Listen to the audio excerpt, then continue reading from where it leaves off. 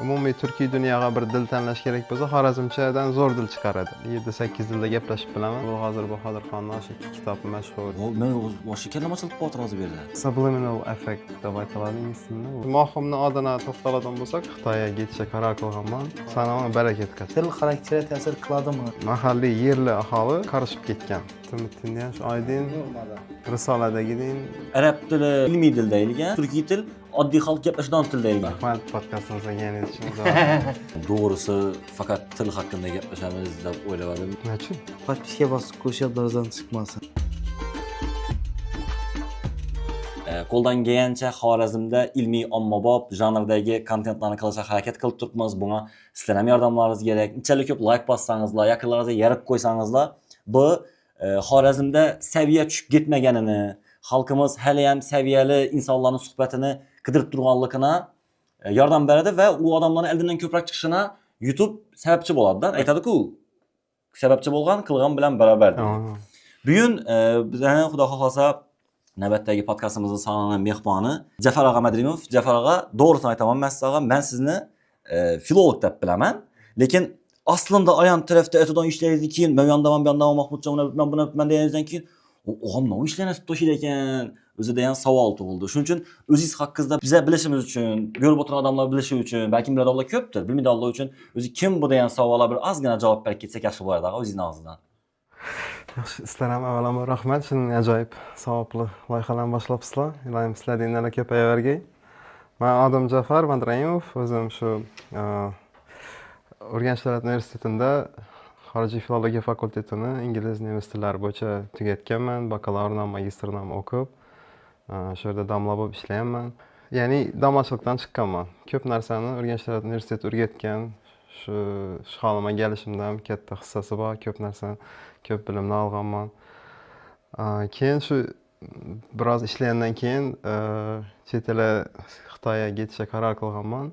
Endi qandaydir bir nodir yetishmaganlik bo'lgandan yana bir marta magistratura o'qish uchun Xitoyga ketganman. Unda shu magistratura o'qib toza bir yo'nalishda keyin shu ana sal moslashib o'shanda bitta qolib yashaganman ham.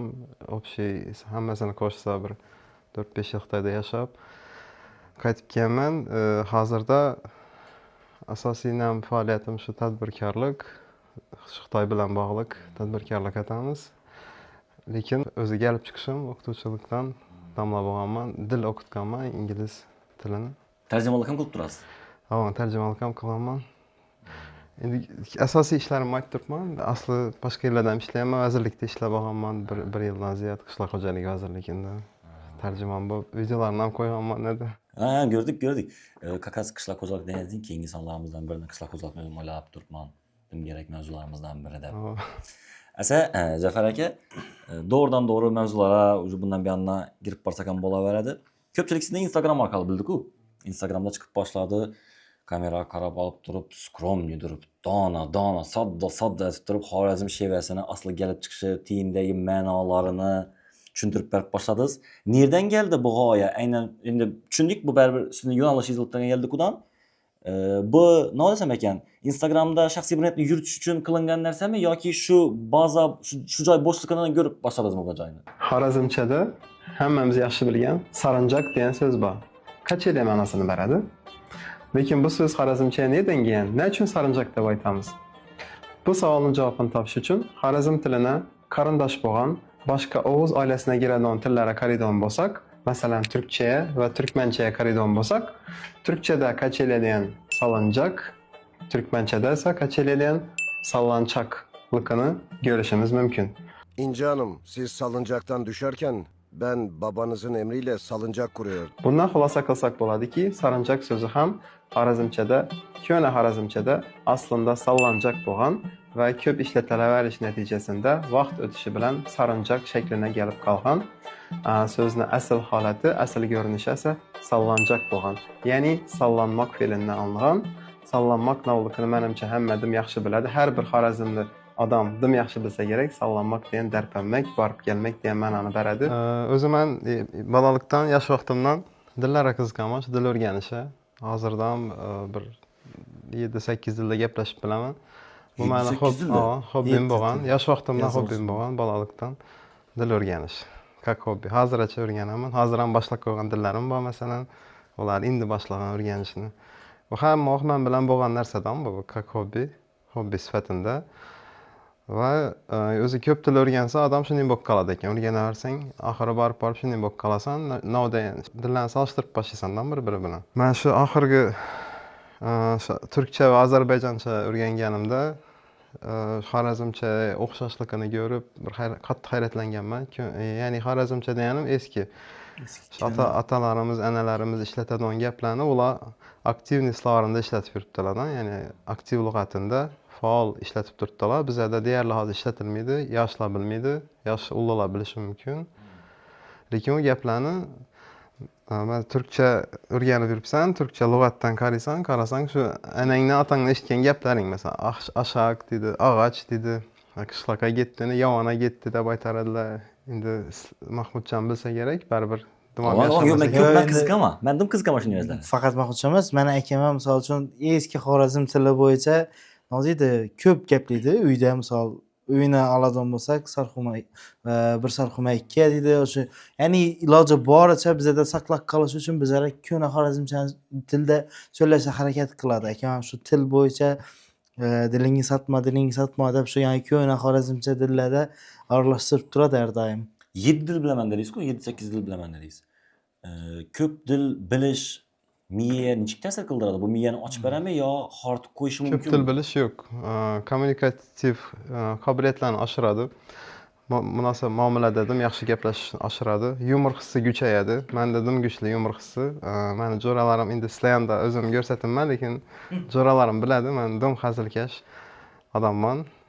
Deyishib o'tirishni, hazilni xorazmchasi deyishma bo'ladi. Shu deyishma aytishni, o'jashma, deyishma aytishlarni yaxshi ko'raman. Gap bilan ish qiyin.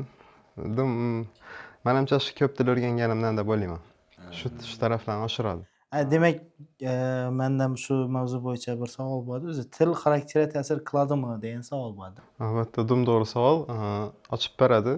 Birinchi tilni ustunligi, ya'ni aytganimning kommunikativ qobiliyatlarini, mahoratlarini oshiradi. Ya'ni odam konfliktga girmaydigan, urush janjalsiz chiqib ketadigan, shuningdek bir holatga kelib qoladi. Ya'ni birinchi plyusi, birinchi ustunligi shu bo'lsa, ikkinchi ustunligi Johirbek aytganning dil o'rganganda tabiiy ravishda shu o'rgangan dilni, madaniyatini o'rganishga majburmiz. Chunki shuni o'rganish uchun shuni kinolarni ko'ramiz, narsani ko'ramiz. Masalan, hozir Xorazmdan ko'pchilik turkcha seriallarni ko'radi-ku, turkcha o'rganadi, o'zi nara kelib boshladi bizada. O'zi demak shu odamlarni dunyoqarashi qaysidir ma'noda kengaydi yo o'zgardi. Ya'ni ijobiy tarafi. Shunday gap boshladi degan vaqtda bardak nazarda tutdingizmi? Bardak. Bardak nazarda tutgan vaqtingiz albatta bizning bugungi homiyimiz Otashkabni aytib o'tmasak bo'lmaydi. Otashkab bizning shunday ilmiy, ommabop dasturimizni qo'llab-quvvatlab turib, ina bizlar bugun Mohitonmi? Mohito yergan. Otashkab, Ulug'bek aka, katta rahmat. Rahmat katta. Boringlar, Otashkab borasizmi? Odim yaxshi ko'radigan joylardan birisi. Gördingiz aka, integratsiyani ko'rib tursiz-ku, ustunda moment. Sizni nangizni ko'rsam, qaysi tillarni bilishingiz haqida Instagramimizda yozib qo'ysiz ekan, qarasam ispan tili bor ekan. U qiziqdimki. Ispan tili, Xitoy tili, keyin nemis tili bor, ingliz tili bor. Salom, barakat qachon. Jafar aka, o'zi umuman turkiy tillar haqida bir tushuncha bering. Bizlar aka, kelib chiqishi, necha paydo bo'lganligi, shular haqida bir tushuncha bering. Demak, turkiy tillar endi tarixchilarga esa yanada ko'proq ma'lumot berishi mumkin. Lekin dil tarafdan olib qaraydigan bo'lsak, qadim zamonda shu bitta turk tili bo'lgan faqat. Dim qadim zamonlar aytib turibman. U proto turk tili deb aytiladi tilshunoslikda. Proto turk tilidan keyin vaqt o'tib u 3 ga bo'lingan. 3 ta, ya'ni dil degan o'zi shunday narsadan doim o'zgarib, evolyutsiya uchraydigan, doim o'zgarib turadigan, rivojlanib turadigan narsa. Masalan, Xorazm tili ham 300 yillardan boshqacha bo'lgan, o'zbek tili ham shunday bo'lgan. Ya'ni shu bitta turkiy dil, turk tili, qadimgi turk tili. Undan 3 dona chiqqan, ya'ni shoh. Xorazmchada dal deydi. 3 shoh chiqqan, asosiy 3 tilga ayrilgan vaqt o'tib, ular O'g'iz turkchasi deb aytiladi, ya'ni O'g'izcha, Qipchoqcha va Karlukcha. Ya'ni turkiy xalqlarni ayrilgan deb aytsam bo'laveradi. U tarix jihatdan olib qaraydigan bo'lsak, uning deb aytsak ham bo'ladi. til tarafdan uch ayrilgan. Turkiy xalqlar O'rta Osiyoga shu shimoldan qadimda Sibir, Rossiya, Altay hududlarında yaşaganlar. Aynan shu O'rta Osiyoga 5 asrdan keyin kelib boshlaganlar. Bu buyuk ko'chish yillari deb aytiladi. Buni o'zi bir 500 yil davom etgan. Qarshi kelib o'rnashib qolaverganlar. Ungacha O'rta Osiyoda balkim eshitgandirsizlar, o'sha sovuq bakteriya degan xorazmiylar yashagan. Ular boshqa tilda gaplagan, farsiy tilni, ironiy tillarni sharqiy guruhidan giradigan tillar gaplagan.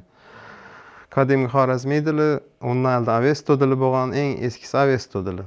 Sal o'tib, bir 500 yil o'tib, endi aytibman-ku dil o'zgaradi deb. Avesto tili shu 3000 yil oldingi holati bo'lsa, bir 500 yil o'tib xorazmiy tilini aylangan u. Sal o'zgargan varianti. Lekin baribir shu bir oilaga kiradi, shu farsiy, ironiy tillar oilasiga kiradi. To shu 9-10-asrgacha shu tillarda gaplashilgan. Keyin shu 9-asrlardan keyin turkiy xalqlar ko'proq kelib boshlab, endi tarixchilarga esa yanada to'liq ma'lumot berishi mumkin. Qisqacha aytib aytganda, turkiy xalqlar ko'proq kelib, shu o'rnashib qolib O'rta Osiyoda mahalliy yerli aholi bilan qarishib ketgan.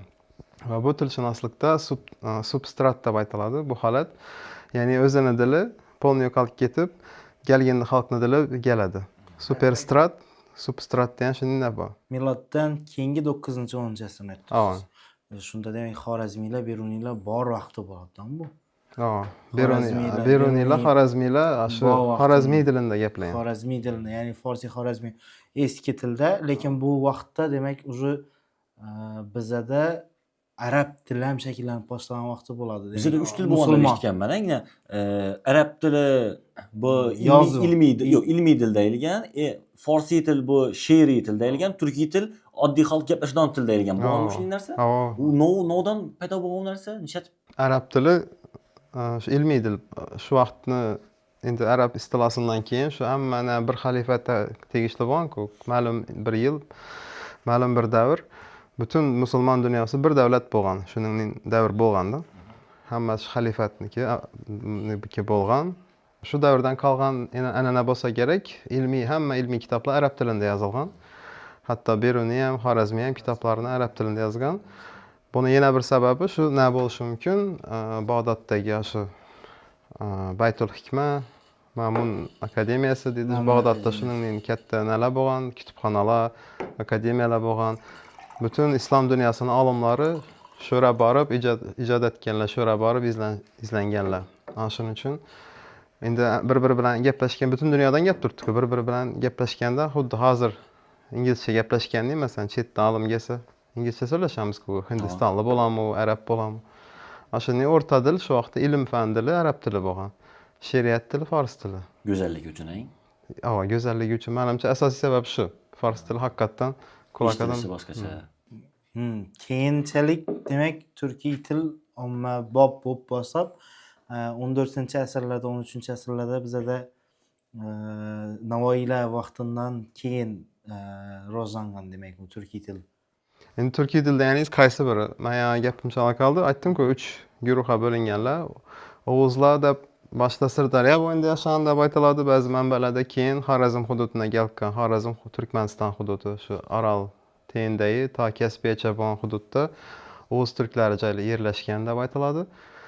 Va ular yerlashganda mesniy aholi bilan qarishganlar, aralashganlar. Keyin Karluk turklari bor dedim, Qipchoq turklari. Qipchoq turklari bu shimolda, asosan shimolda joylashganlari. Bular Karluk, O'g'uz, Qipchoqning farqi O'g'uz turklarida d tovushi bo'ladi. Masalan, dosh deymiz-ku.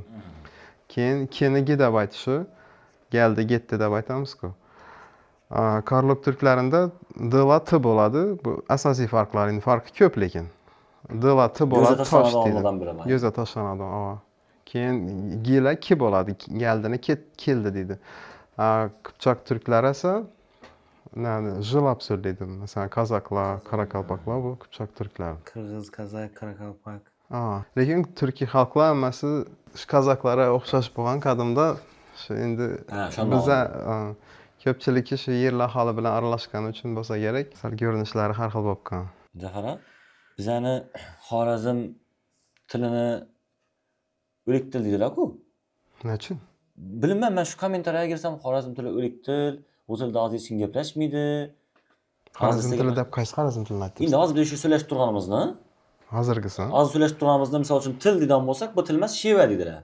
Asl Xorazm tili o'lik til deydilar. Shu narsa haqida bir tushuncha bering, ha? Hozirda Xorazmcha bu sheva haqiqatdan uni qonuniy statusi shunday. Dil atish uchun uni rivojlantirish kerak. Haqiqatda hozirda lekin haqiqatdan sheva. Dil atish uchun uni ko'pchilik izlanishi kerak, kitob Rostdan men yozilishi kerak. adabiycha tekst yozadigan bo'lsam, umuman ruscha aralashtirib yozib bilaman. Xorazmcha iloji yo'q. Demak, sheva. Hozirda sheva, lekin ko'p ustida ishlashimiz kerak. Ishlansa, ishlansa, albatta hali ko'p rejalarim bor, xudo xolasa ko'p videolar chiqaraman hali, to'xtab qolish yo'q. Endi hozir vaqtincha sal tanaffusatdik. O'zing aytgan sabablariga ko'ra. Demak, Xorazmni qadimgi Xorazm tilini qadimgi shakli bilan hozirgini orasındagi farq dum katta, to'g'rimi? Qaysi Xorazmcha?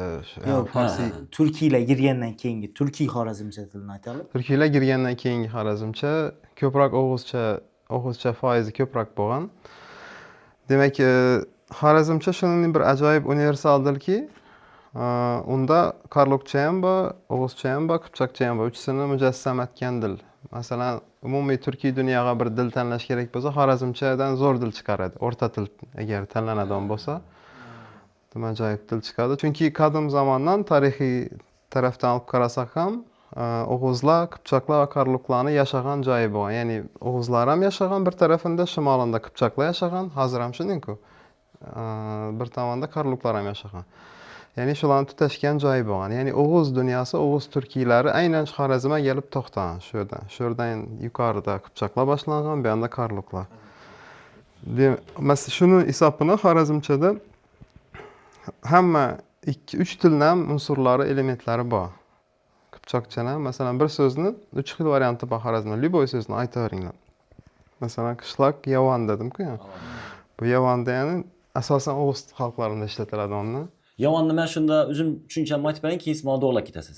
Yavan bu Xivada Ichankaladan tashqari ham Deshankala bo'lgan dedilar. Sen dedi ya Ichankalaga ya Deshankalada ko'chib yurgan odamlarga Yavanlı bo'l, Yavanlı bo'l deb Yavanlı.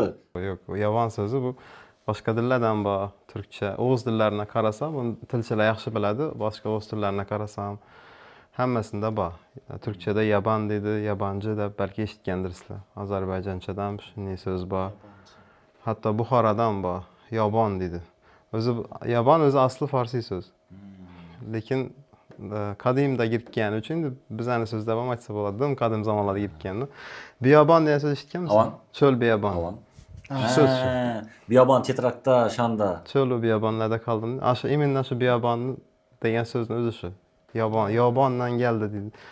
Qadimgi ma'nosi shu cho'l degan ma'no, dasht degan ma'noni bergan. Endi so'z tilshunoslar shunday vajh bor, so'z ma'nosini kengaytiradi turib. Toza ma'nolar ishlatilavergan sayin ma'nosi kengayadi. Bu normal holat, tilshunoslar biladi buni. Keyinchalik yana qishloq degan ma'nosi kelib chiqqan, keyin qo'shilgan narsasidan. Har bir so'zning qadimiy, original birinchi ma'nosi bo'ladi, keyin toza ma'nolar o'zini orttirib oladi. Ya'ni toza kontekstlarda ishlatsa bo'ladi, no? Shunda hozir biz yana shevamizni saqlab qolish, yaxlitligini saqlab qolish va uni kuchaytirish uchun nima qilinishi kerak, ha? Sizlar o'xshagan blogerlar ko'proq izlanishdik. Ko'proq Xorazmchada chiqaringlar. Chiqarganda albatta so'zlarini e'tibor beringlar. Undan tashqari dastonlarni ko'proq eshitinglar, o'qinglar. Xorazm dastonlari bir dunyo, shuningdek katta dunyo, hozir shu haqida gaplashamiz. Faqat sizlar emas, hammaga aytaman, Xorazm dastonlari shu darajada chuqur bir xazina. O'zbek tili, o'zbek adabiy tili ham ko'p o'zgargan. Endi unda siyosiy faktorlar o'ynagan bo'lsa kerak, chunki standart til yaratish kerak bo'lgan, shu hamma viloyatning shevalaridan olinadidan, o'zi shu tartibda yaratiladi standart til. Va masalan Qodiriyning kitoblarida ham ko'p so'zlar bor, tushunmasliklaringiz mumkin. Men hali shuncha o'qib yuribman, tayyor emasman deb o'ylayman Qodiriyni. Chunki Qodiriyning o'zbekchasi u vodiyning o'zbekchasidan. Bu yerda Buxoro bor, Xorazm bor, ulardan ham so'z olib o'rtadilatib yaratiladigan standart til. Shuni hisobini ya'ni o'zbekchadan ko'p so'zlar chiqib ketgan, shu qadimgi so'zlar, masalan, Qodiriyning kitoblarida ko'p so'zlar hozir bolalar bilmaydi. Masalan, tahammul degan so'z eshitganmisan? toqat yani tahammulim qolmadi deydi. Nisbatan sof qolgan varianti shu o'zbekchani masalan Afg'oniston o'zbeklarida deb o'ylayman. Afg'onistondagi o'zbeklarni nelarni ham ko'rib boraman постоянно. Doimo o'zbek blogerlari bor, afg'on o'zbeklari. Ularni gaplashi umuman boshqacha. Qadimiy shu eski Qodiriyning kitoblarindagi so'zlarni ko'rish mumkin. Ular ham baribir kiritish kerak deb o'ylayman, o'zbek tilini qaytarish kerak shuning Imnin bo'ladidan dilda birinchi yerli aholini dili bo'ladi.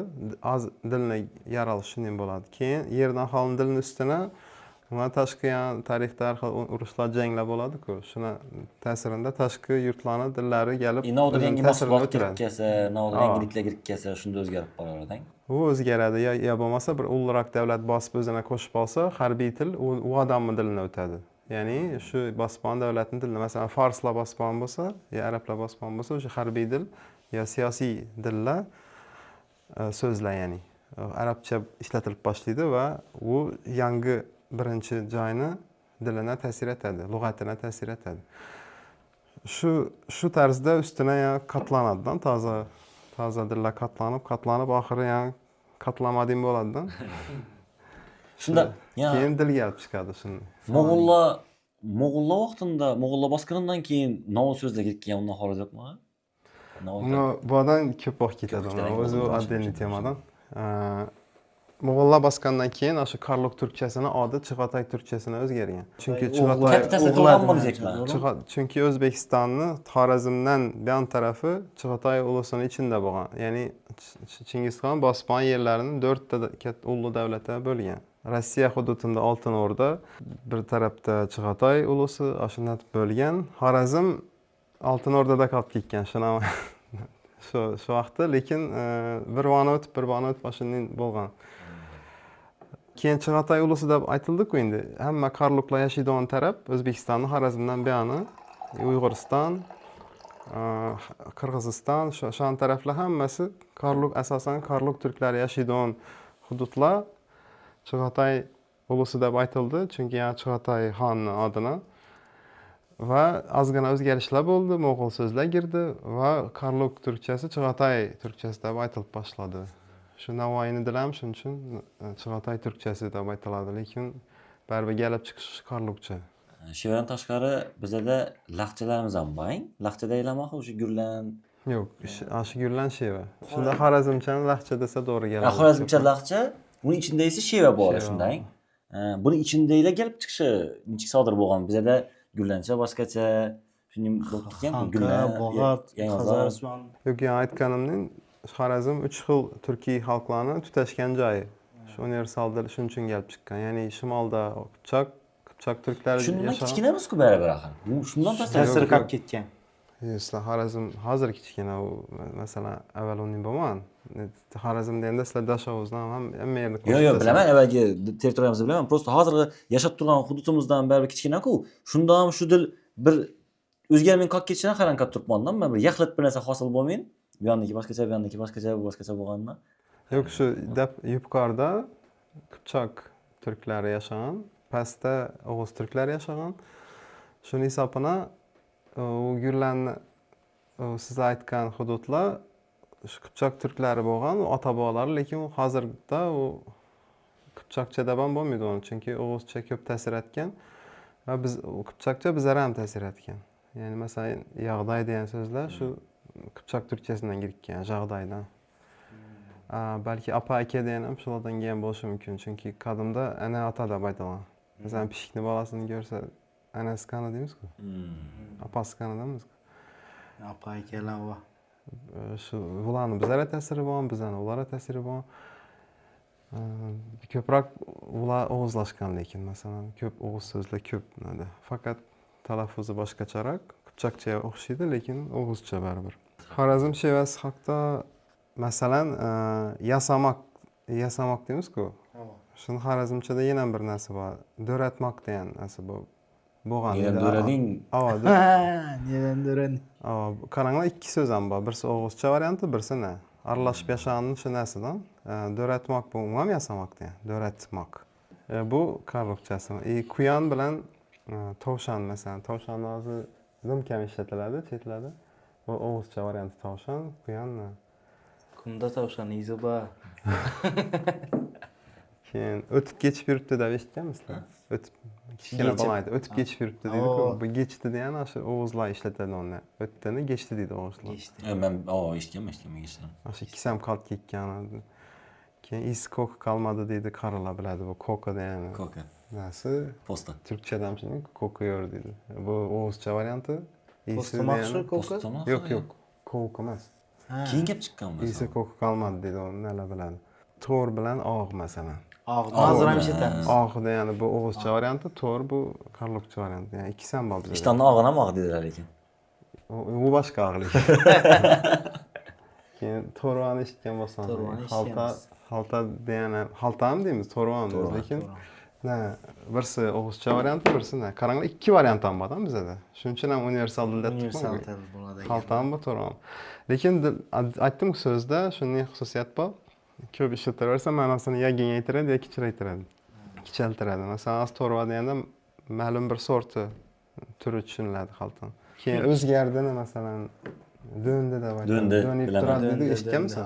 Eshitdim. O'zgardi degani bu qarluqcha variant, döndü degani. Döndü. Oğuz. Bir yab aytadidan dönüp turadi dedi. Dönüp turadi. U gaplarni Dim chiroyli yor döndü, Eshitdim. shunday xushro'y döndü. Qo'shgan bor. Keyin dönmakdan arg'in ma'nosi bor, qaytmak degani.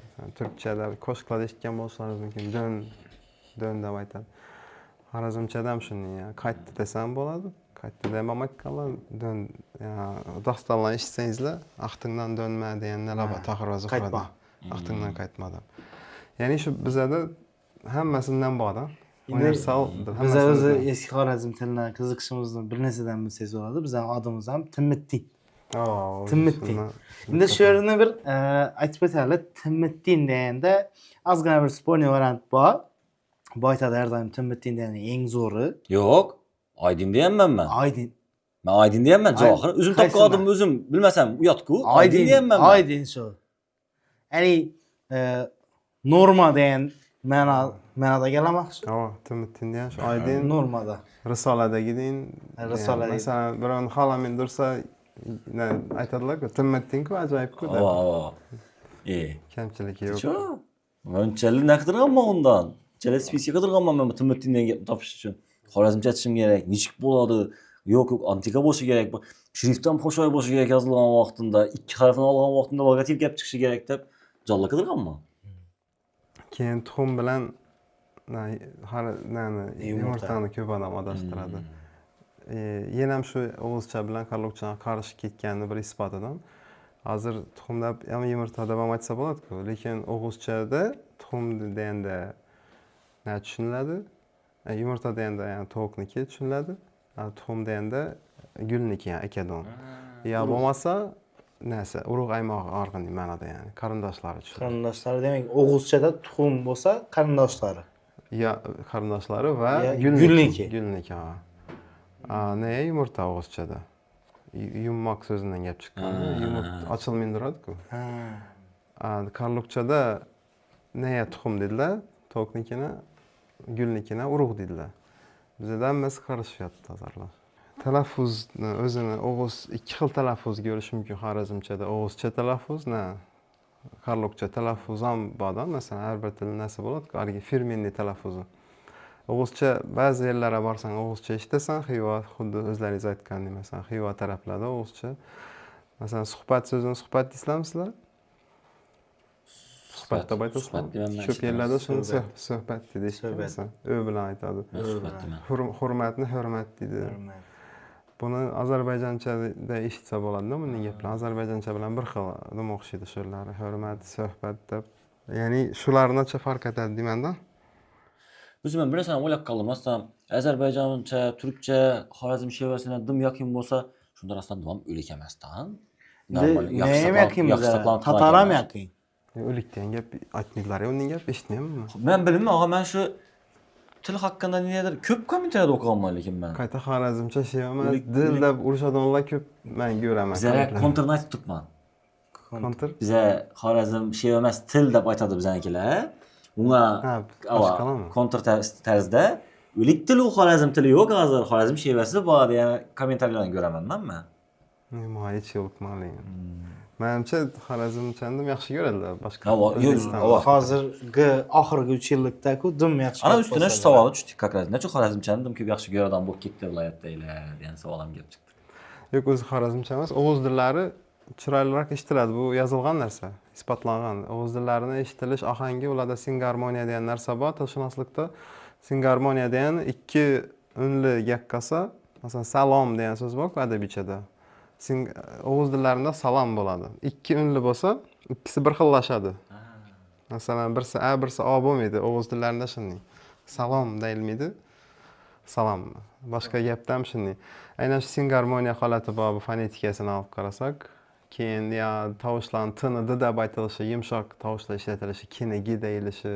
Servaran darslarimiz tushib boshladi. Bular Sarvaran o'zini ham bir chaqiring bor. Servaran Ko'p narsa qatnag'anman men.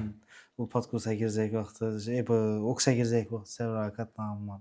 Ko'p o'rgatganda, o'zim ona tili tarafidan tom ko'p qiziqish bo'lgan.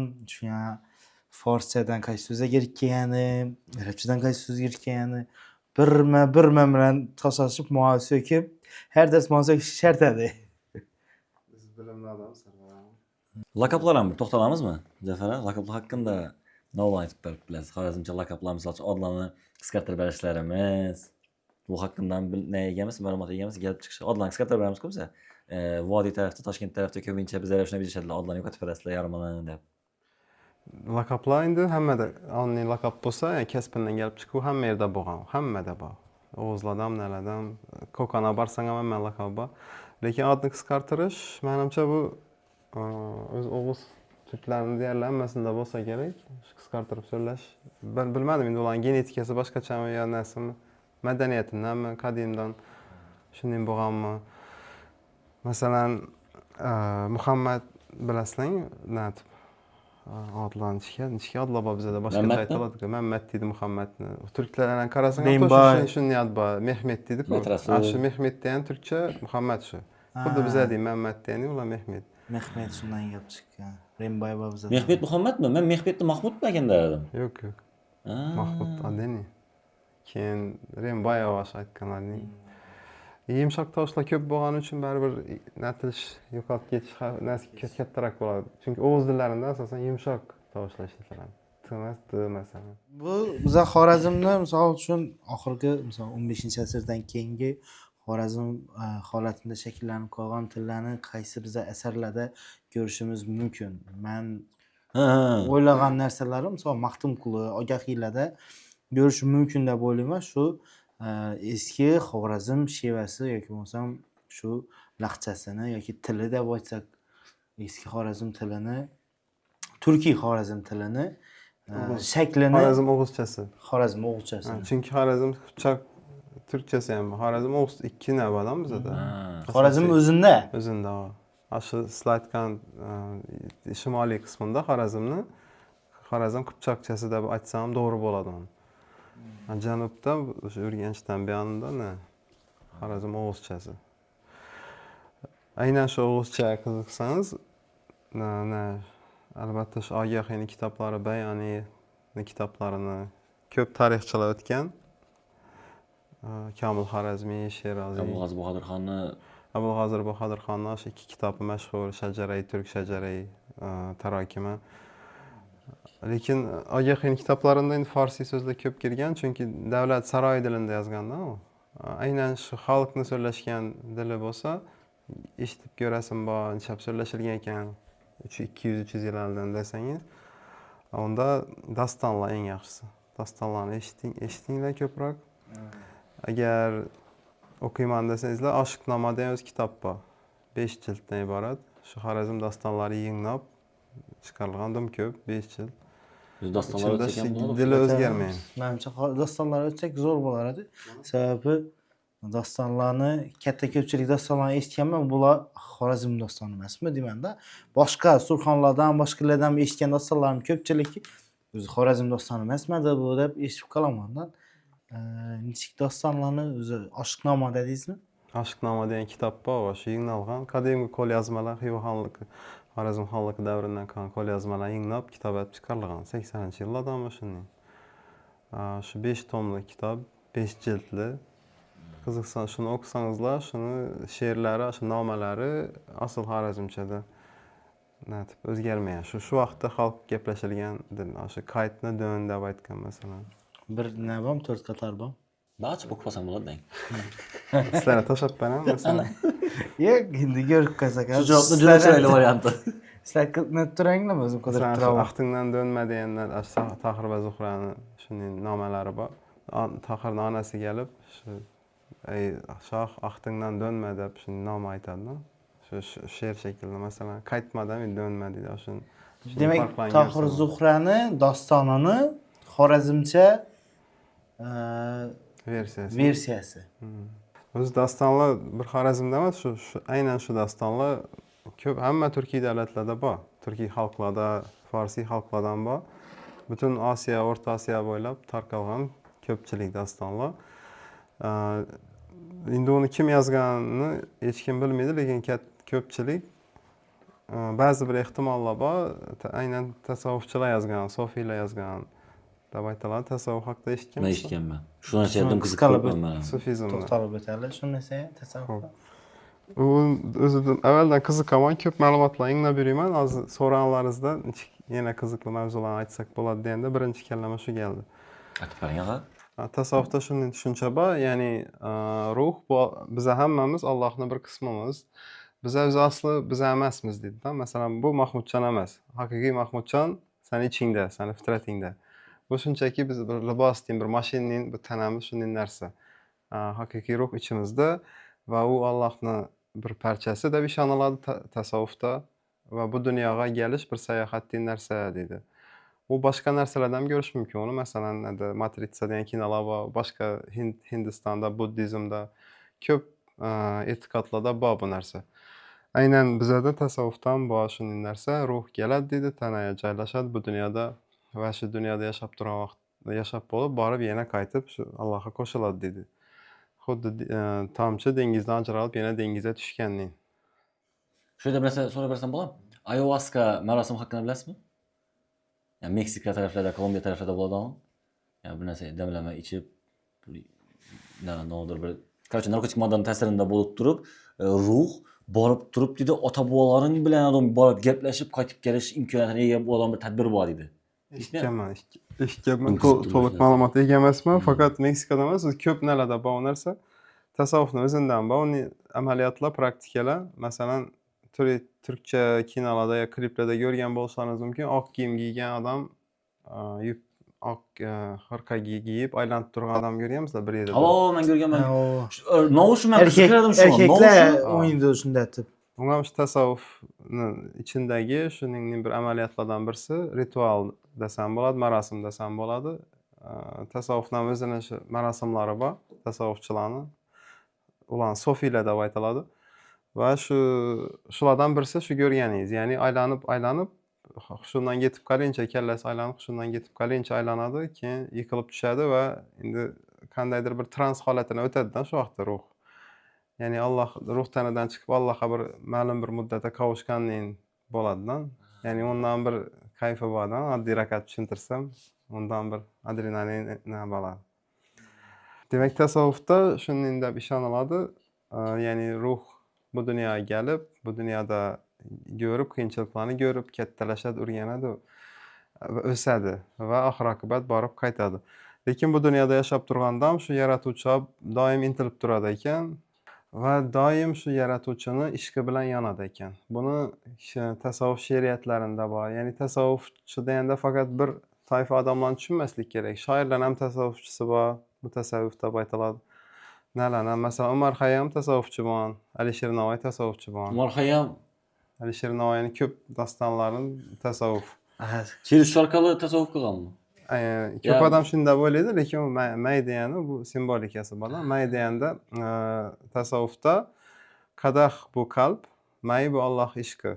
Ya'ni qadaha mayni quydim deganda qalbimga Allohning ishqini quydim degan ma'noni beradi va uni ichdim degani shu Alloh ishqini bilan yondim degan. Bunga bir shunday ramziy ma'nolari bor.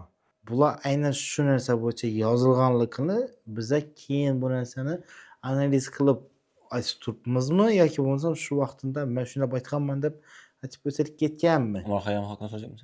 faqat Umar Hayyom emas, Alisher Navoiyni misol uchun tasavvuf dunyosini misol analitikasini biza misol adabiyotchimiz aytib bergan vaqtlarida ko'proq o'qisang qaysidir qiza bag'ishlangan deb o'ylanadi-da. Lekin asli Alloh taolo bag'ishlangan bu tasavvuf. Ya'ni Alloh taoloning ishqida yonyapman yoki shuni yaxshi ko'raman degan ma'noda keladi ko'pincha degan joyi bor-da. Ya'ni bu zohiriy va botiniy ma'nosi bo'ladi-da.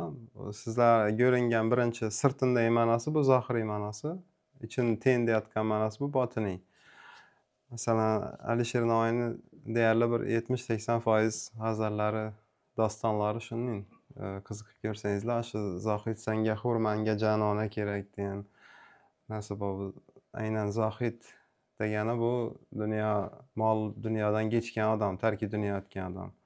Senga hur kerak, menga janona kerak deb turibdi. Bu yerda buni ham har xil talqin qilsa bo'ladi. Ya'ni senga erkinlik kerak deb talqin qilsam bo'ladi yoki senga arg'i dunyodagi hurlar, jannat. Sen Zohid bo'lib yurganing sababi shu jannatdagi mukofotni kutib yuribsan. Menga esa janona kerak. Janona deganda bu yerda yaratuvchini o'zi jamoli. Menga shu yaratuvchini jamoli kerak. Shuni ko'rish yashayman deb. Shuning talqinlari ham bor. Bu vali bir baytda shuncha gap chiqdi, qara. Tasavvufda shu ikki xil ishq bo'ladi. Ishqi majoz va ishqi haq. Ishqi haq degani bu Alloh ishqi. Tasavvufchilar ya'ni Alloh ishqi bilan yonadi. Faqat Alloh ishqini tan oladi, Allohni o'ylaydi, ozon-kech. Dunyo mol-mulkidan, dunyo nalaridan kechadidan. Bu ishqi haq deb aytiladi yoki ishqi ilohiy deb aytiladi. Ikkinchi ishq ishqi majoz. Ishqi majoz degani bu dunyoni ishqi. Mol-mulkka qiziqish, ya'ni yaxshi kiyinish, yaxshi yeb ichish, odamlar ichida obro' qozonish, bu narsalar. Demak, ko'pchilik dostonlarda shu aynan shu tasavvufni, shu nalarini ko'rishimiz mumkin, bosqichlarini, ta'limotini ko'rishimiz mumkin. Tasavvufda 4 bosqich bor. Komil inson shu komil inson darajasiga yetish uchun shu 4 bosqichdan o'tish kerak. Birinchi shariat, tariqat, ma'rifat va haqiqat. Bunga o'xshash tariqatlar boshqa nalardan bor. Masalan, Xitoyda, buddizmda bor, Hindiston taraflarda ko'rish mumkin. Tasavvufdagisi 4 bosqich. Shariatda hamma shariat qonunlarini amal qilib yashash talab etiladi. Tariqatda kibr nafsni butunlay o'ldirib, o'ldirish, ya'ni o'zligingni butunlay unutish, fano deb aytiladi bu. Bu hodisa fano holatini o'tish deb aytiladi. Aynan bir bosqichni bo'lmayincha ikkinchi bosqichga o'tib bo'lmaydi. Shu bir-biridan o'tganlar. Tariqatni chiqqan odam o'sha bu dunyodan polni netgan, butunlay uzilgan odam, bu dunyo o'sha hech narsa qiziqi yo'q. Kibr, Bu dunyodan uzilgan odam oilasi, e'tiqodi va gullik etidan ish qiladi, to'g'rimi? Jo'rayor, atrof muhit bular ham bo'ladimi? Lekin cheklangan miqdorda. Shu bu dinni to'smoq holatda bo'ladi. Uchinchisi ma'rifat, bu ilm olish va 4-inchisi haqiqat deydi. Endi nalar balki bir tasavvufchi bo'yicha mutaxassislarni chaqirarsizlar. U balkim kelib yanada qiziqarli ma'lumotlarni bergan bo'lar edi. Men qisqacha tushuntirib o'taman. Demak, komil inson darajasini erishish uchun shu 4 bosqichni o'tish kerak bo'ladi. Ya'ni va shu darajaga erishsa, komil inson darajasi, haqiqat darajasini erishsa, odamning qalb ko'zi ochiladi dedi. Ya'ni bizning ruhimiz bu tanada bir bandida yashab turgan bo'lsa, Allohdan ayrilib, ichine diqtilar xuddi bir qamoqxonadin.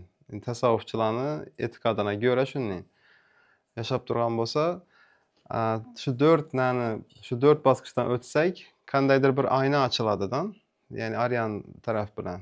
Ya'ni domam mahbusdan yashamaydidan ruh, o'sha qalb oynasi ochiladi, qalb ko'zi ochiladi va Allohni kavuşmasam ko'rib biladi. Shu narsani ko'rish uchun, shu qalb ko'zini ochish uchun, Alloh bilan Allohni ko'proq his qilish uchun tasavvufchilar shu Alloh ishqida yonib, shu 4 bosqichdan o'tib yuradilar. O'zindagi kibrni o'ldirib, nafsni o'ldirib. Buni shu ochilishi uchun shu kibr nafslar o'lishi kerak ekan-da. Tasavvuf bo'yicha. Ko'pchilik tasavvufni shu Turkiya, Eron taraflarda deb o'ylaydi. Arab davlatlarında da böyle. Lekin aslında tasavvuf özümüzün Xorazm dastanlarına qarasak hamma yeri tasavvuf bo'lib yotibdi. Ha. Bu narsani o'zi shuning uchun Shuni tushuntirib berdim, aytgani uchun. tushunish uchun. O'zi bir ozgina nalarni men tushuntirib o'tsam, masalan, ishqi majoz bu dunyo ishqi, ishqi haq bu oliy ishq. Alloh ishqi. O'zi oshiq so'zini o'zam Alloh ishqida yonuvchi degan aynan tasavvufda shunday ma'noni beradi u. Qiz ishqida emas, Alloh ishqida. Keyin nada bulbul o'zi maxsus shunday ramziy narsalar bor, simbolikalar. Masalan, bulbul tasavvufda g'aflatdan uyg'onishni ramzi, belgisi. Chunki bulbul qachon natadi? Azon bilan. Ya'ni qalb ko'zi ko'r odam bo'lsa, bu dunyo nalarni berilib ketgan bo'lsa, hasad, birov bilan urushib, yomon ko'rib, uni alamini olishim kerak deb yurish, ana shu narsa g'aflat deb aytiladi. Ya'ni shundan uyg'onish, bu g'aflatdan uyg'onish deb aytiladi. Bulbul bu dostonlarda bulbul gelishi bu ne? G'aflatdan uyg'onish narsa. Allohni bulbulni sayrashi bu Allohni zikr qilish. Keyin balkim eshitgandirsizlar. Dushimda bir bulbul ko'rdim. Hurkib kelmish gulzoridan. Tohir va Zuhradan. Düşümde bir bülbül gördüm, ürküp girmiş gülzarından. Demak, qala va devor kelsa, masalan, go'ro'g'lon nalarida ko'p ko'ramiz. Qalada girizmindurdalar ichana deydi. Qaladan ichana girish uchun ko'p urushadi. Qala va devor bu nafs belgisi. Dostonlarda qala ishlatilsa yoki bog'ni devori ishlatilsa. Bog'ni o'zi esa bu qalb. Qalbni ichi. Qalb ichine girish. Demak, qadah bu qalb, sharob Alloh ishqi, yani aytib o'tganimning Oshiq G'aribdan boshlasak, masalan, Oshiq G'arib va Shohsanam dostonini menimcha bilasizlar, sal-pal. Haqiqiy Xorazm dostoni. Lekin hamma turkiy xalqlarda bor. Qozoqlardan bor, turkmanlardan bor. Balkim kelib chiqishi Xorazm bo'lishi ham mumkin. Chunki u Turkiya, Ozarbayjon taraflar Xorazmdan ketgan. Bu dum eski doston. Ya'ni qadimda bizdan kelib chiqqan bo'lishi ham mumkin. Shunda tasavvufda ruhni sayohati dedik-ku, bu dunyoga kelishi, ya'ni nima bo'ladi? Bizlarni tug'ilishimiz, to'g'rimi? Birinchi shunday deb boshlanadiki, Oshiq G'arib va Shohsanamda G'arib Shohsanami shohni qizi bo'ladi. Shohvalad G'ariba Shohsanamni barasi kelmaydi va chunki G'aribning akasi boshda vazir bo'ladi, lekin u olamdan o'tib qoladi. Shuning uchun barasi kelmay G'aribni haydab beradi. Boshqa yerga surgun etib beradi. Ya'ni G'aribni yo'lchiligi boshlandi. G'aribni sayohati boshlandi.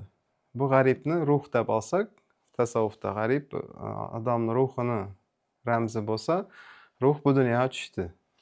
Nadan? O'zini oshiq ma'shuqasidan, yorindan uzoqlashdi. Yori nada? Shohsanam. Shohsanam bu Alloh namzida. Endi odlarga keladigan bo'lsak, G'arib degani G'arib g'urbatdan so'zdan kelib chiqqan, ya'ni o'zini kimligini qidirib yurgan ruh deb tarjima etsak bo'ladi. Shohsanamda esa sanam so'zi bu qadimgi eski turkiy tillarda bu xudo degan ma'noni bergan. Masalan, but sanam deb eshitgan bo'lsangizlar kerak. Johiliyat davri bo'lgan-ku, islom diniga kirib kelishiga qadar johiliyat davri, ko'p xudolik davri bo'lgan. Shu vaqt sanamlar asilganlar. Shundan tilshunoslik tarafdan sanam bu xudo ma'nosida keladi. Shunday olsak bo'ladi. Shunda odindan bilsa bo'ladi. Odin o'zida simbolika bor edi. Odin o'zida ramzi, ya'ni Shohsanam bu Allohning nasib bo'lib turibdi. Ya'ni ishqi haq, ya'ni aytib o'tgan, ishqi majoz emas, ishqi haq. Ishqi iloh. G'arib esa bu o'zini natib yurgan ruh. G'aribning sayohati boshlanadi, nega ketadi? Boshqa yurtda va o'shanda boshqa yerda yashaydi.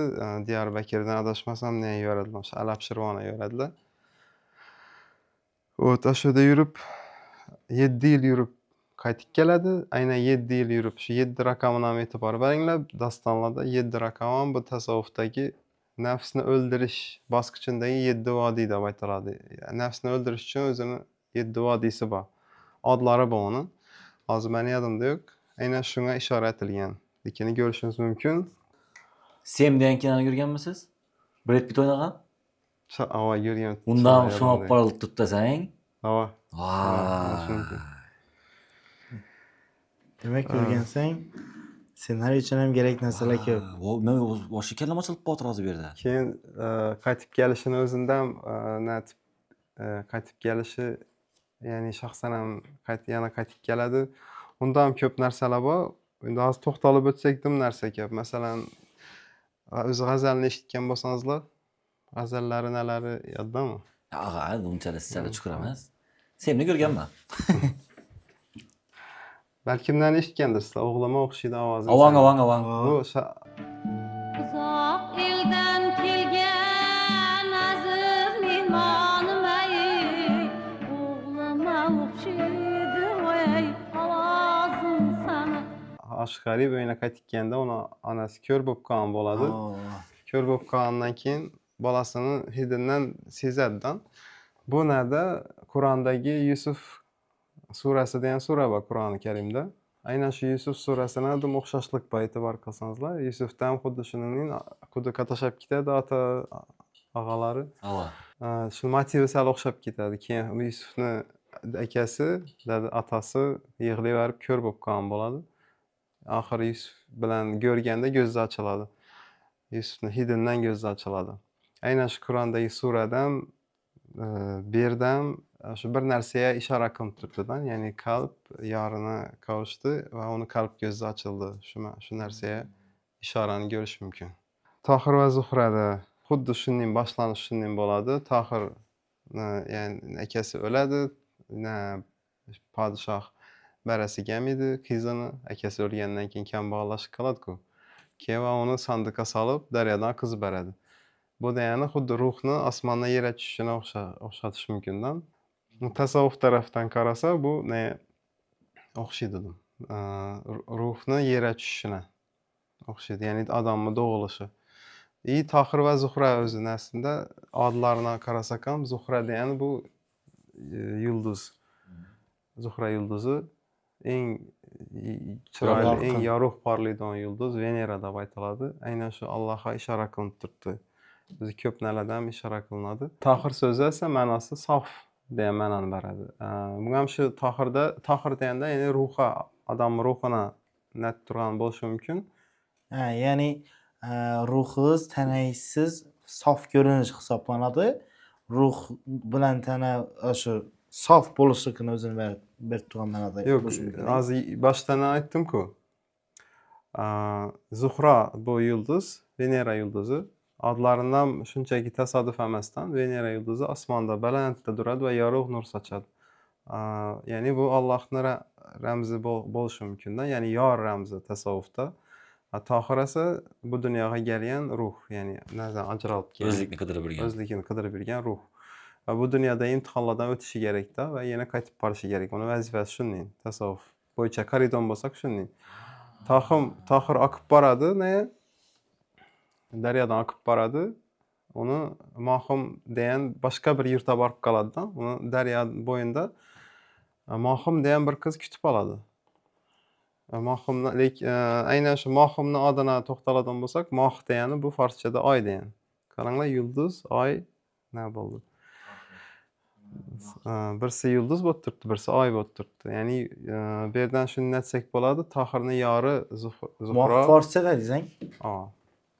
Moh. Mehramoh. Mehramoh. Ya'ni Suleymonning qizi. Mehramoh. Quyosh va oy nimani bildiradi? Aynan. Shunda demak Mohim uni kutib oladi va sandiqni ochsa Tohir yotgan bo'ladi. Shunda meni yorim bo'l desa Tohir yo'q. Men 5 kun mehmoning bo'laman va meni qaytib ketaman Zuhrajona deb aytadi. Aynan shu 5 kun degan so'zlar 5 kunlik dunyodan, ya'ni ruh bu dunyoga keldi. 5 kun mehmoni bo'laman deb shu nomasida boshi eshitib ko'rsangizlar bo'ladi.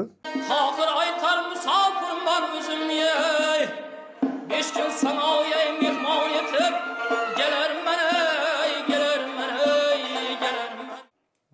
Va Allohga qaytib boraman deb turibdi-da. Zuhra bu yerda, ya'ni ruh va Alloh.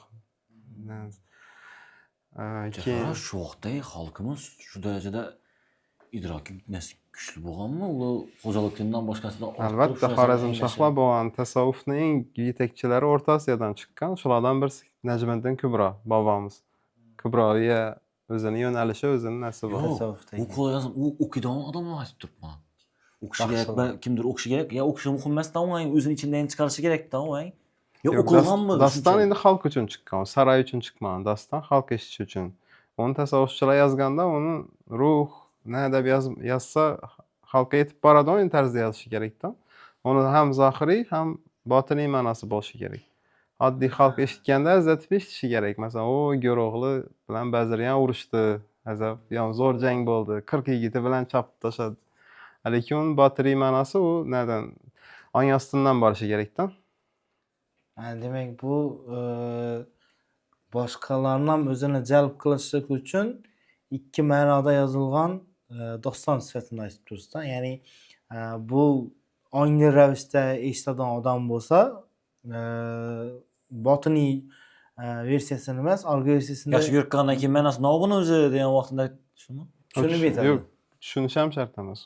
O'zi ong ostidan borsa bo'ldi. Xarakteri ta'sir etadi, netadi. O'sha fikrlash o'zgaradi. Necha o'zgarganini o'zi bilmayman qoldi. Subliminal effect deb aytiladi ingliz tilida.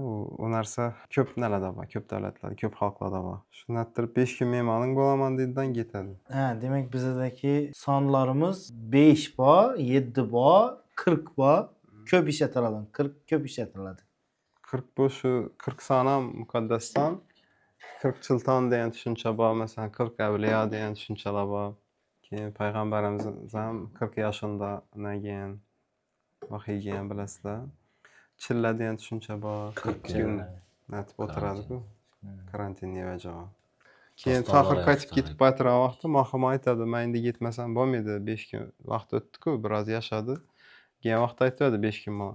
"Men endi qaytib ketmasam bo'lmaydi, men Zuhroma qaytishim kerak" dedi. Ya'ni ruhni Allohga qaytishini nazarda tutiltirdi.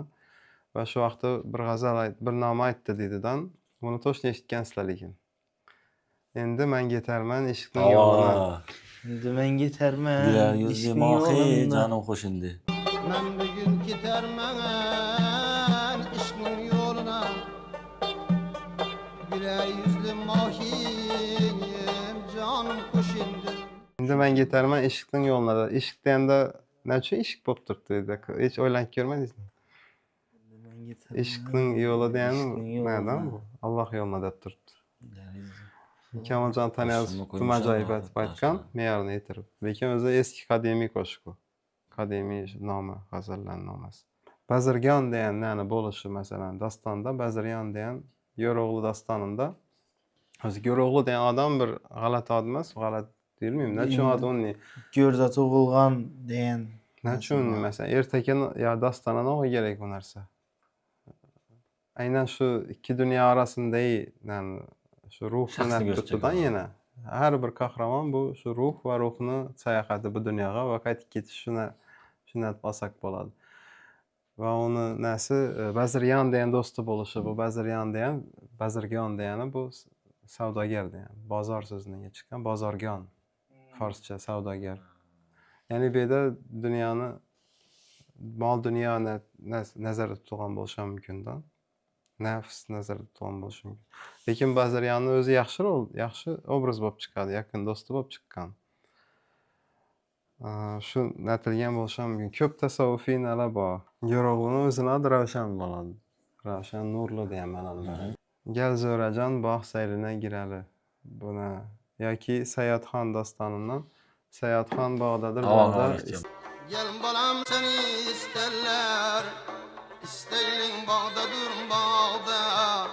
Henne ben ağam ben düzeyim. Seyahat kan bağda dur bağda. Bu yerda ham shu tasavvufini qidirsa bo'ladi. Masalan, bog' bu tasavvufda qalb. Shu vaqtda aynan shu dostonda shu o'rinda Hamro Sayyodxonni qidirib yurgan bo'ladi. Lekin bog'ning davarakinda. Bu bog'ning ichida bo'ladi. Shunda atasini tomonidan aytilgan ne bor? Gel balam seni isterler, Sayyodxon bog'dadir bog'da deymi? Shuning nasibi. Bu yerda ham shu Allohni tashqaridan qidirma, ichingdan qidir degan ma'noda. Dedam shu tasavvuf bor, ya'ni Alloh ichimizda degan Shunday message kelib chiqadi. Har bir daston ichi dolu Yukarıdan yıldızlarına kıdırma, bağında o dedi, kalbinde dedi de. Yo, men unchalik chuqurlashib ketilinganda bo'lamanman doğrusu. Endi tushundim. Ki ba'zi gaplasa bir kun gaplasa bo'ladi. Men o'zi inglab yurayman uni yoshlarni. Video yozib chiqarish rejamdan bor. Qachonlardir. Podcast tildan boshlab dilga ko'chdi dedik-a. Rahmat. Şurada işin joyi var ya, üstüne radifte gazeli tapıp koydum. Kan bir o'qib berishni eshitadi. Mushkin Qoshining hayati ul chashmi jallod ustuna, qatlim uchun nas keltirur nun etibon sod ustuna. Qilg'il tomosha qomati, zebosi birla avrazin, gar ko'rmasang gul bo'lg'onin peyvandi shamshod ustuna. Ya'ni bu yerda men shu birinchi kupletida ozgina nam bordi. Mushkin Qoshining hayati ul chashmi jallod ustuna. Shu yerda ne bordi? Hayat a'zolarining gözün üstünde kaşı terilip dururligi, yani üstünde durganligi, keyin bu nas, nun, sad, Arapça harflar, yani bular gözdeki kipriklarni ifodalab beradi ekan. Bu ogahin yozgan narsada dim ko'p. Qilg'il tomosha qomati zebosi birla avrazin, ya'ni qomatini ko'rjak bo'lsang agar sen dedi, görgen bo'lsang gar ko'rmasang gul bo'lg'onin peyvandi shamshod ustun. Shamshod degan daraxt bor, ko'p yillik, chiroyli bilan qish oyida kumirlab turgani. Qizning yuzini gul yuz deb turibdi. Qizning yuzi gul yuz, shamshod daraxt, qomati zo'r daraxt. Gar ko'rmasang gul bo'lg'onin peyvandi shamshod ustun. Shamshod daraxtini gulni peyvand qilganning bu qizning qomati deb turibdi. Agar ko'rjak bo'lsang uni qomatini dedi, sen dedi bu yandan dedi shamshod daraxtini ustuna gulni sen peyvand etib qo'ysang bo'ldi dedi. Gul yuzli qomati shamshod.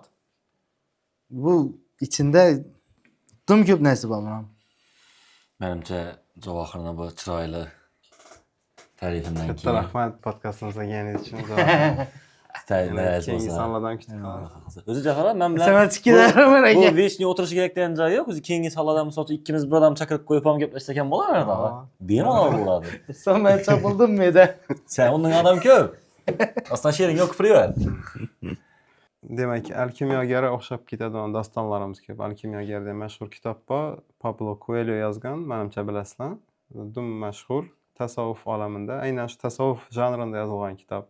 Ya'ni yoshi Santiago degan bola birinchi dush ko'radi-ku, dushunda xazinasini ko'radi. Xazinasini ko'radi, dushina kiradi, shuni qidirib ketadi va ko'p narsalarni ko'rib, oxiri boshqa yerlardan topadi xazinasini. Aynan shunga bizning dastonlar dim o'xshaydi. Shundan ham bilsa bo'ladi-da, tasavvuf janrida yozilgan bizning dastonlar. Undan shu birinchi dush ko'radi. Ko'pchilik dastonlarimizda ham dushina kiradi birinchi. Masalan, Mahmudjon dostonini bilsangizlar kerak.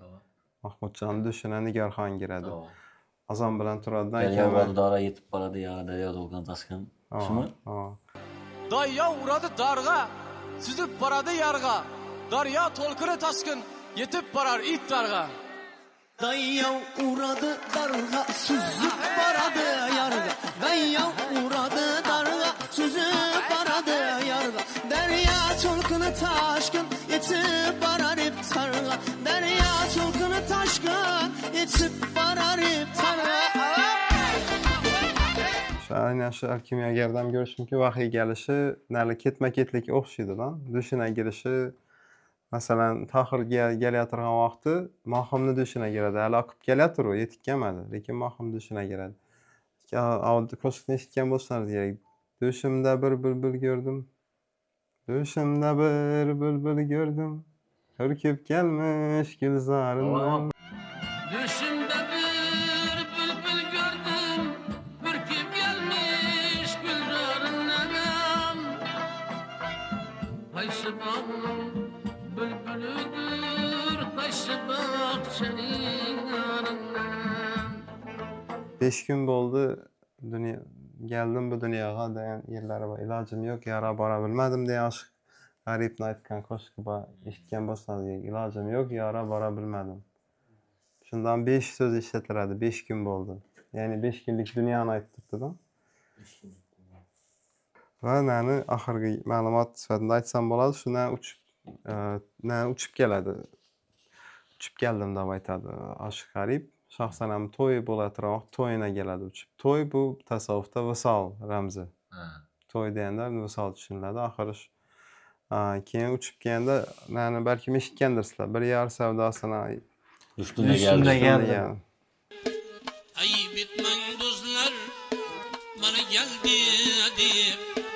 Ayıp etmen dostlar bana geldi deb.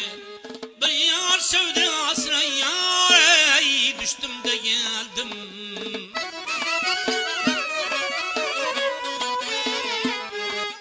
Aynen şu koşukdan netse bo'ladidan shuni yerlari bor, aynan eshitib ko'rsa, Halabdan chiqmasham namozdan erta, sabahdan erta deydi. Karbalo dashtidan o'tdim gün o'rta. Halabdan azon bilan chiqdim. Karbalo dashtini abed vaqti bordim. Gün o'rtadan abeddan Xorazmchani. Gün orta.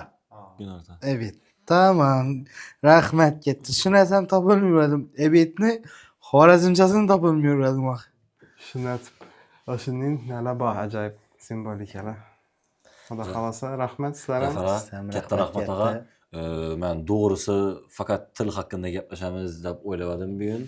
Gerakindan ham o'ta ortiqcha geçim bilan uxlamayman. Navg'a bu gaplarni aytib olganda endi o'tirib nimadir qidirib, fakt chigin yetib, rostamish ko'stlarni qidirib, dostonlarni qidirib uxlab men chiqadan bo'ldi xudo xolasa bizani. Ağa, katta rahmat. Ilimizga ilm qo'shilsin. Chaqirganlar uchun. Shu dasturimizning yakunida, podkastimizning yakunida sizni bizani ko'rib turgan tomoshabinlar bo'lsa, o'zimcha kelib olib görmedi bizani. Balkim sizdan Yo'q, keyin ko'radik, men so'zlik ko'rdim. Shularni ikki og'iz bir tilaklaringiz, ilma, chorlovlaringiz bo'lsa, marhamat. Avvalambor meni shu blogimni boshlagandan beri dim ko'p xorazmliklar qo'lladi. Butun Xorazm eliga katta rahmat meni shuncha qo'llaganlaringiz uchun. Haligacha yaxshi gaplarni yozadilar, o'qibdim, xursand bo'laman, deb so'naman. Hammangizga eng yaxshi tilaklarni tilab qolaman. Moq sog' bo'lgaysizlar va yoshlarimizga aytadigan gapim ko'proq shu dostonlarni o'qinglar. Xorazmchani, Xorazm dilini yo'qolib ketishini yo'l qo'ymanglar. Va bizlar rivojlantirishimiz kerak. Aynan yoshlar, sizlarga o'xshagan yoshlar, blogerlar, ssenaristlar, rejissyorlar, shoirlarimiz ko'proq ijod etishlarimiz kerak. Hammaga rahmat. Bizani kuzatishda davom eting. Asa hammaga rahmat katta. Podpiska bosib qo'shib chiqmasin. Iltimos sizlardan. Zo'r.